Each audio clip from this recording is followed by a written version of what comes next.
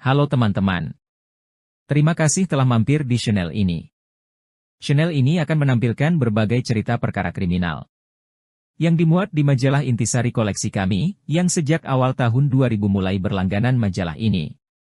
Semoga kisah ini dapat menghibur dan menjadi bahan nostalgia penggemar cerita perkara kriminal majalah Intisari, terutama yang dimuat di awal tahun 2000-an.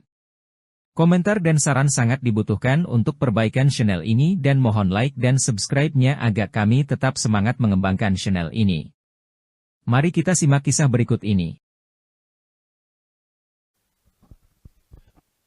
Rencana kaya berbuah petaka. Suatu pagi, di kedai milik Josh Alken di Monroeville, di pinggiran kota Pittsburgh, tiga pria tampak berbincang akrab. Nick Perry, yang bernama asli Nicholas Kastafanas, benar-benar menikmati kopi dan sarapan sembari ngobrol dengan Maragos bersaudara.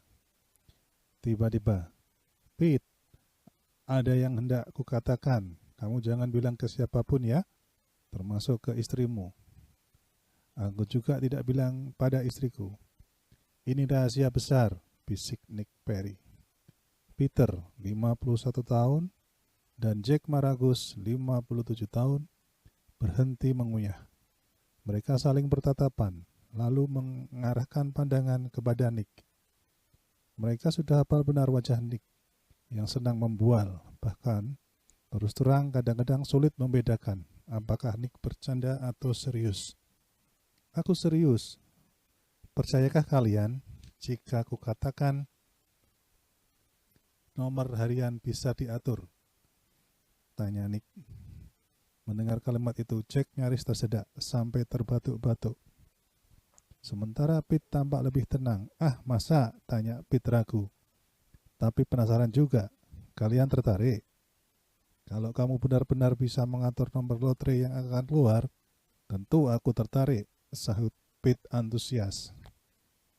Jika lebih dari 20 tahun Nick telah mengenal kedua bersaudara, Pete dan Jack, Nick memimpin kelompok paduan suara di Katedral Santo Nicholas di sebuah gereja ortodoks Yunani di Pittsburgh. Sementara Pete menjadi anggotanya. Ketiganya juga bermitra bisnis sejak 1967 ketika Nick bergabung dengan Forbes Vending, bisnis jual beli mesin penyedia jasa makanan ringan, minuman, dan rokok yang pertama di wilayah Pittsburgh. Dalam kerjasama itu, Maragos bersaudara mengurus bagian bisnisnya, sementara Nick yang memiliki banyak minat bekerja di bagian humas. Ia memang cocok menjadi corong perusahaan yang memastikan bahwa citra usaha mereka selalu baik di hadapan publik. Baginya, tugas itu tidaklah sulit, apalagi didukung oleh suara sejuk di telinga, wajah tampan menawan, dan rambut ikalnya. Nick Perry melejit menjadi salah satu tokoh yang dikenal dan disukai di bagian barat Pennsylvania. Nyatanya, Nick Perry juga berhasil menjadi pembawa acara Bowling for Dollar dan Championship Bowling di stasiun TV WTAE sejak 1958. Selama lebih dari 20 tahun sejak lahirnya stasiun televisi itu, ia berhasil mengangkat kedua acara tersebut menjadi acara paling digemari kaum kerah biru di Pennsylvania. Tak hanya itu, pada 1977, ketika lembaga lotre Pennsylvania menambahkan acara pengundian, nomor harian permainan menebak 3 angka yang keluar, acara itu juga menjadi acara kegemaran senior alias para lansia di segala penjuru negara bagian. Lotre bola. Nah, diam-diam, ternyata selama lebih dari 3 tahun, Nick telah mempelajari sistem yang digunakan untuk memilih nomor harian. Di bawah pengawasan seorang manajer penarikan lotre, 3 buah mesin dipasang di studio sekitar 1 jam sebelum siaran langsung ditayangkan.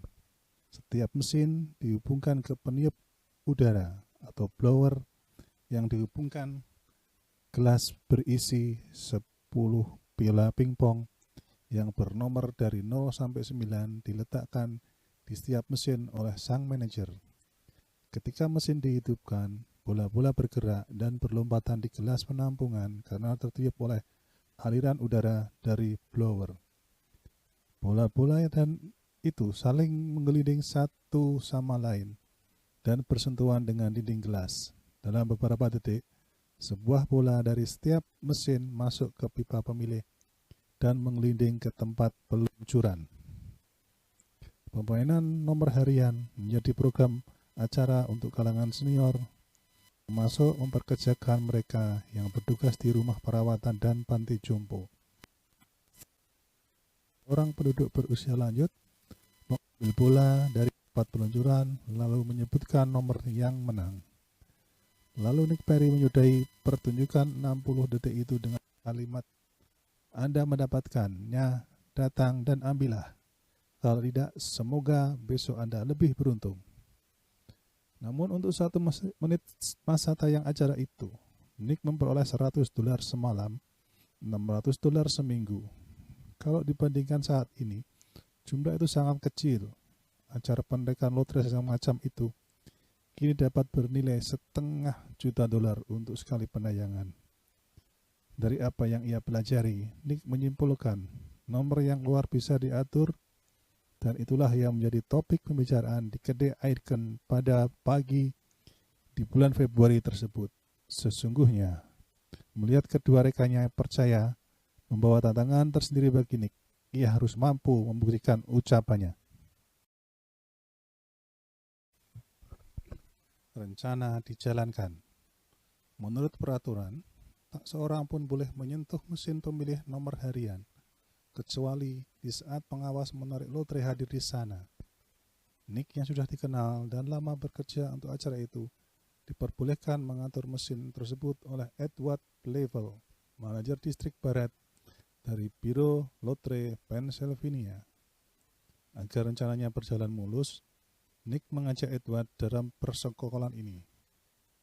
Bahkan, sebelum bicara dengan Maragos bersaudara pagi itu, mereka telah bersepakat bahwa Edward akan mendapat bagian sebesar $2.500.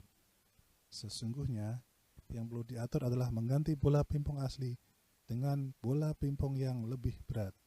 Bola palsu yang lebih berat akan gagal untuk naik dan digerakkan oleh tiupan udara untuk jatuh ke dalam tempat peluncuran. Jadi hanya bola yang ringan beserta nomor-nomornya yang akan keluar sebagai pemenang. Maka Nick menyiapkan 1 set bola tiruan yang akan identik kecuali beratnya. Rencananya, bola-bola di dalam mesin akan diganti beberapa saat sebelum acara dimulai. Setelah acara selesai, bola-bola itu ditukarkan kembali dengan aslinya. Sedangkan semua bola tiruan akan segera dihancurkan. Rencana yang terdengar sempurna dianggap akan berhasil jika setiap orang yang terlibat tetap rapat menutup mulut. Kalau tidak terlalu serakah, mereka akan dapat mengulanginya lagi. Misalnya setiap 6 bulan, karena Nick yakin akal-akalan ini tidak akan pernah diketahui siapapun. Kalian harus membeli tiket lotre dan ikut menjadi peserta acara ini, kata dua rekan Maragos bersaudara. Dengan turut menjadi peserta, dengan bekal catatan angka yang bakal keluar, mereka pasti memenangkan uang hadiah malam itu. Tentu saja, setelah itu mereka harus membagi kebahagiaan alias berbagi hadiah. Oke, seru kompak Maragos bersaudara. Apalagi peran mereka cukup mudah. Nick memerlukan 2 kaki tangan lagi, orang yang ahli membuat bola pingpong palsu, dan seorang lagi yang menukarnya dengan yang asli. Untuk pekerjaan kedua, ia memilih Fredrik Luman, salah seorang petugas di balik layar kru WTAS senior. Sementara untuk pekerjaan yang lebih sulit, yaitu membuat bola-bola tiruan, Nick merekrut Joseph Bock, petugas di balik layar yang bekerja paruh waktu. Joseph sebenarnya seminar berbakat yang pernah menjadi pengarah seni di stasiun TV itu. Sudah barang tentu untuk membuka mulut mereka, ada harga pula. Mereka harus mendapat bagian keuntungan. Joseph membuat bola-bola pingpong biasa dari merek yang sama dengan yang selama ini digunakan. Nomor yang dicantumkan pun dibuat semirip mungkin dengan bola yang asli. Dengan jarum suntik yang memasukkan cairan lateks ke dalam bola yang akan dibuat lebih berat. Melalui sebuah lubang yang sangat kecil tersembunyi di bagian angka. Cat di dalam bola itu tersebar merata. Sementara minggu setelah persiapan dilakukan, Nick dan Peter bertemu di gereja untuk latihan paduan suara. Pada saat itu, Nick menyampaikan kesulitan Joseph untuk menimbang bola. Tak ada masalah, kakakku punya timbangan yang sangat sensitif. Bahkan untuk menimbang sehelai perangko, jawab Pete tenang. Timbangan itu biasanya digunakan untuk menimbang kopi instan di dalam mesin penjual. Joseph masih menguji bola-bola buatannya untuk mengetahui bobot yang benar-benar tepat agar bola tidak terpilih. Setelah berkali-kali mencoba, dia menyimpulkan dibutuhkan 4,5 gram cat untuk tiap bola. Setelah persiapan selesai, mereka memilih tanggal 24 April 1980, hari keempat dalam minggu keempat pada bulan keempat sebagai hari H untuk menjalankan rencana dan memenangkan lotre itu. Supaya sip, Nick ingin menguji apakah salah satu mesin untuk memastikan apakah sistemnya berjalan baik. Pada hari Sabtu, 20 Maret, hari senggangnya di stasiun WTAE, Nick bersama Frederick mengatur agar salah satu mesin bisa disingkirkan sementara dalam alasan untuk diperbaiki. Lalu Nick dan Joseph menguji ketiga set bola palsu. Semua berjalan sempurna. Tak ada bola palsu yang bisa naik cukup tinggi ke atas gelas penampungan untuk masuk ke tabung pemilih. Untuk memperkecil kemungkinan pemirsa televisi menemukan keganjilan gerakan bola selama detik penayangan acara itu, Nick memutuskan hanya memberati 8 bola dari 10 bola setiap setnya. Nomor 4 dan 6 tetap menggunakan bola asli.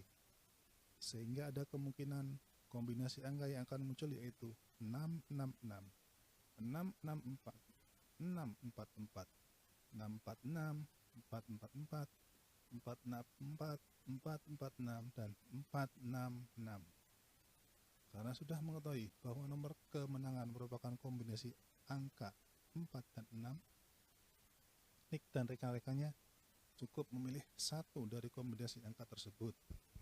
Mereka siap mempertaruhkan beribu-ribu dolar untuk satu dari 8 kombinasi 3 angka itu. Peluang untuk meraihnya tersebar di sejumlah tempat penjualan karcis lotre di 3 tempat kota. Angka sejumlah 5.000 US dollar yang dipertaruhkan 4 orang, Bok, Lukman, dan Marcos saudara. Apabila dibelanjakan di banyak tempat, tentu tidak akan mencolok, tidak akan menarik perhatian. Ada alasan lagi bagi mereka berempat agar bertaruh secara hati-hati. Selain menghindari masalah, hukum tentang perjudian, mereka juga tidak ingin membangunkan harimau tidur alias menarik perhatian gerombolan mafia Pennsylvania yang menguasai permainan ini.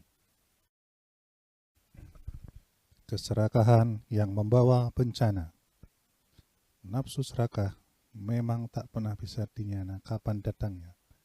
Terbukti, meski telah disepakati untuk membatasi jumlah tiket yang dipertaruhkan, ada saja dari mereka yang serakah. Selain itu, rencana pembelian tiket juga tidak berjalan semestinya. Mereka seharusnya membeli tiket secara acak dan tersebar, yakni membeli di satu lingkungan RT dan membeli sejumlah tiket lain di lingkungan RT atau RW yang lain. Yang terjadi adalah, di antara mereka yang membeli tiket dalam jumlah besar hanya di satu daerah. Pete Maragos pergi ke Philadelphia hingga 300 juta mil jauhnya dari sudut lain negara itu. Pukul 09 esok harinya, ia, adiknya James dan istri adiknya Jane Ella memasang taruhan di Cinder Avenue, selatan Philadelphia. Dengan Cadillac putih milik Jim, penghentian pertama mereka pagi ini adalah penginapan Do Drop In. Di sana, Pete membeli 904 tiket lotre dengan berbagai kombinasi 4 angka dan 6. Tanpa mereka sadari, data pembeli lotre di semua loket penjualan tiket itu dikirim ke komputer di kantor pusat lotre di Harrisburg. Celakanya lagi, kemudian Pete menghubungi Nick di Pittsburgh lewat telepon. Mereka berbicara dalam bahasa Yunani. Bayangkan, seorang pria dalam kedi putih berbicara dalam bahasa Yunani, membelanjakan lebih dari $900 Amerika untuk tiket lotre dengan kombinasi hanya 2 nomor pada pukul 9 pagi di selatan bar Philadelphia. Bukankah ini sangat mencolok? Apapun hasil akhirnya, baik menang atau kalah, sang pemilik penginapan itu pasti ingat pembelinya. Maragos bersaudara. Bodohnya lagi, kemudian Pete pergi ke seberang jalan. Di toko cerutu milik Herman, ia membeli lagi tiket seharga $1.143. Tanpa sadar, lagi-lagi ia membuat sang pemilik toko selalu ingat akan dirinya. Tak hanya berhenti di situ, 3 anggota keluarga Maragos masih berlanjut perburuannya, membeli ribuan tiket lagi dengan kombinasi 4 dan 6 di toko dan kedai pengecar koran dan majalah, tempat bercukur, dan pasar daging di sepanjang daerah itu. Jelas saja perilaku ini menimbulkan kecurigaan. Di tempat lain, Jack Maragos justru memberi komisi kepada kawan WI-nya untuk mau membantu membelikan tiket sebesar $4.000 di setiap toko yang menjual tiket lotre.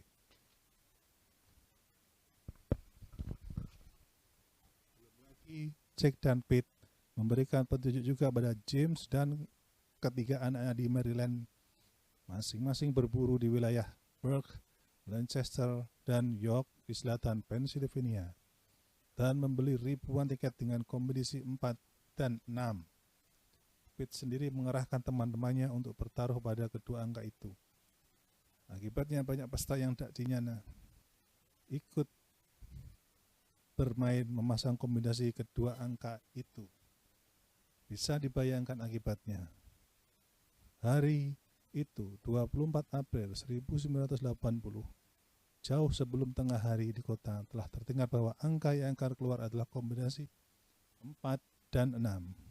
Sebelum permainan berakhir pada pukul 19.00, para pemeras yang anggotanya mafia di kota itu memaksa setiap penjual lotre untuk membayar asuransi. Limak terjadi malam itu. Violet Lovery menarik angka dari mesin yang diudarakan di WTAE yang keluar 666. Seperti biasa, Nick Perry mengakhiri acara itu dengan, "Kalau Anda mendapatkan, datang dan ambillah." Kalimat disebut banjir tiket lotre dengan angka yang tepat. Kali ini pihak penyelenggara di negara bagian Pennsylvania harus membayar sebanyak $3,5 juta kepada pemenang dari sekitar 1 juta hasil penjualan tiket pada hari itu. Tekor deh. Makin runyam. Beberapa hari setelah malam itu, Pete menemui Nick di kuburan pekarangan. Ia menyerahkan $35.000 bagian pertama dari kemenangan berjumlah lebih dari $1,2 juta dalam sebuah kantong coklat. Pada saat bersamaan, berita bahwa lotre telah dicurangi beredar di surat kabar.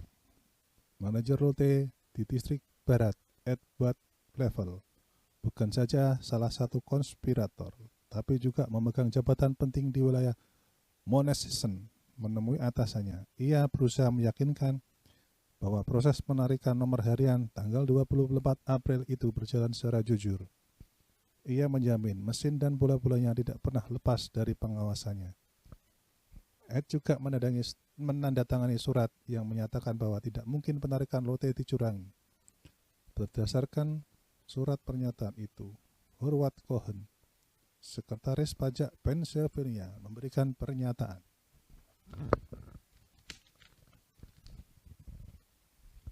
Pernyataan kepada wartawan meyakinkan para pemasang taruhan bahwa tidak ada bukti yang meragukan hasil penarikan nomor harian. Benar-benar penarikan yang jujur, katanya. Masalah tak hanya berakhir di situ. Di luar arena acara malam itu, bos mafia Tony Grosso sudah curiga ketika angka 666 keluar. Tony, sang pemilik kerajaan judi yang menjalankan 30 juta US dollar perjudian di wilayah Pennsylvania itu, menolak untuk membayar hadiah kepada para pemenang. Ia tetap yakin bahwa penarikan itu telah dicurangi. Persoalan ini menjadi bertambah pelik. Penolakan Tony membuat Cohen berang. Ia menyerang balik lewat media. Ia menyatakan bahwa Grosso menyebarkan berita bohong tentang kecurangan penarikan lotre hanya untuk menghindari kewajiban membayar pajak kalau ia memberikan uang hadiah kepada pemenang. Di bulan Juli, Gubernur Pennsylvania, Dick Thornburg, yang juga jaksa agung di negara bagian, menuntut Grosso. Ia memerintahkan Departemen Kehakiman untuk melakukan penyelidikan dan membawa hasil penyelidikan itu kepada juri. Beberapa minggu kemudian, Senat Negara Bagian membentuk komisi khusus untuk menyelidiki kemungkinan adanya kecurangan dalam penarikan lotre. Senat Pennsylvania dikendalikan oleh Partai Demokrat, sementara gubernur dan sebagian kepala daerah adalah orang-orang dari Partai Republik. Tak ayal lagi, tiba-tiba soal lotre menjadi ajang sepak bola politik. Asisten jasa penuntut Henry Gebar mengambil tindakan. Sebagai langkah pertama, ia menguji jalannya mesin pengocok bola di stasiun WTAE. Pada penarikan pertama, 3 nomor 666 keluar. Ironisnya, kombinasi itu tidak pernah keluar lagi pada beberapa lusin penarikan berikutnya. Henry cukup dipusingkan oleh kondisi itu. Bukankah kemungkinan kombinasi angka tersebut bisa saja keluar? Berarti permainan kala itu mungkin saja jujur. Gara-gara manula. Sampai akhirnya tarbit itu tersingkap, tiba-tiba Violet Lovery, warga lansia yang juga menarik angka kemenangan pada 24 April itu, menyanggah pernyataan Ed Pfeffer. Tidak benar Pfeffer selalu mengawasi mesin pemilihan nomor tersebut. Menurut Lovery, sekitar setengah jam sebelum penarikan, Pfeffer mengantar dirinya dan Theresia DeSantis, pengganti, mengambil bola kalau ia berhalangan, ke studio lain untuk menonton siaran berita. Tentu saja Ed meninggalkan mesin itu selama beberapa waktu. Tak lama kemudian, penyidik mendatangkan wakil presiden Metrogram Manufacturing, perusahaan pembuat mesin permainan bingo di New York. Ia memperlihatkan pengujian mesin yang normal. Pada kesempatan itu, ia juga menyampaikan bahwa bola pemilih bisa saja diturangi dengan menambah beban. Cukup dengan 5 gram air, katanya. Untuk menguji hipotesis itu, video yang merekam acara penarikan nomor harian pada 23, 24, dan 25 April diputar kembali. Gerakan lambat tayangan video ini menunjukkan pada tanggal 24 hanya bola bernomor 4 dan 6 yang melonjak cukup tinggi di dalam mesin dan akhirnya terpilih. Di situ Barr mengetahui seseorang telah mengakali bola itu. Namun ia hanya bukti tak langsung berupa rekaman video. Belum ada bukti yang lebih kuat mengarah pada Nick, Marcos bersaudara, Pfeffer, dan yang lainnya. Mereka belum diusik. Mafia tidak pernah mengikuti peraturan. Itu sudah menjadi rahasia umum. Mereka tidak peduli dengan prosedur hukum. Orang yang terjerat dalam suatu sindikat bisa merasakan akibat yang jauh lebih berat ketimbang sekedar hukuman kurungan penjara. barangkali menimbang resiko yang lebih berat, yang bisa-bisa nyawa jadi taruhan, Maragos bersaudara terkopoh-kopoh segera menuju William C. Kostopoulos menjadi pengacara mereka. Kemunculan mendadak William Kostopoulos mewakili Maragos bersaudara membuat media bertanya-tanya mengenai kaitan mereka dengan kejahatan terorganisir seputar lotre ini. Majalah Philadelphia menulis bahwa daerah eksklusif tempat usaha mesin penjualan makanan dan minuman milik Maragos identik dengan wilayah serupa yang pernah dikelola keluarga sindikat lain. Berita yang dilansir kemudian tidak ditanggapi keluarga Maragos. Selama beberapa minggu berikutnya, pengacara mereka secara diam-diam bolak-balik antara Pittsburgh dan Harrisburg.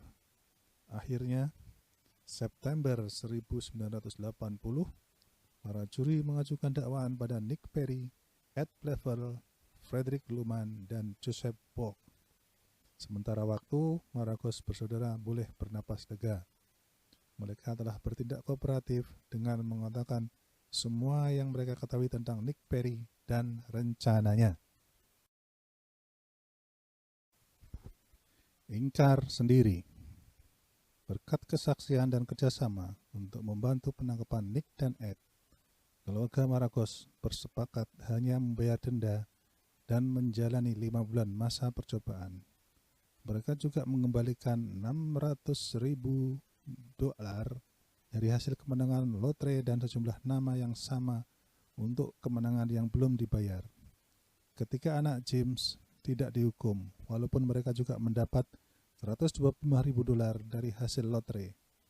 Berbeda dengan kesaksian Maragos, Bock dan Luman diputuskan bersalah. Mereka diganjar hukuman penjara 1 hingga 5 tahun.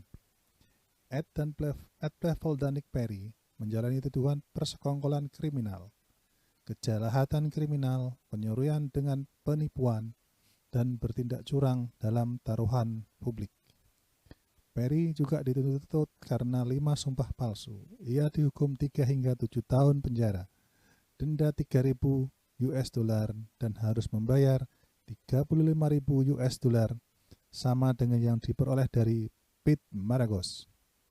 Plevel kehilangan kemungkinan dipilih menjadi kembali sebagai anggota dewan di kotanya, selain juga dipecat dari jabatannya. Dia masih harus menghabiskan 2-7 tahun di penjara negara bagian, membayar denda $1.000 dan harus membayar $2.500 sama dengan yang ia terima kepada negara bagian. Yang jelas, Perry dan Plevel juga harus menanggung semua biaya pengadilan. Itulah, judi sendiri sudah mengandung risiko besar, apalagi bila dimainkan. Petaka sebagai buah permainan sudah pasti menghadang. Rasanya serapi-rapi menyimpan bangkai, bau busuk pasti tersimpan juga.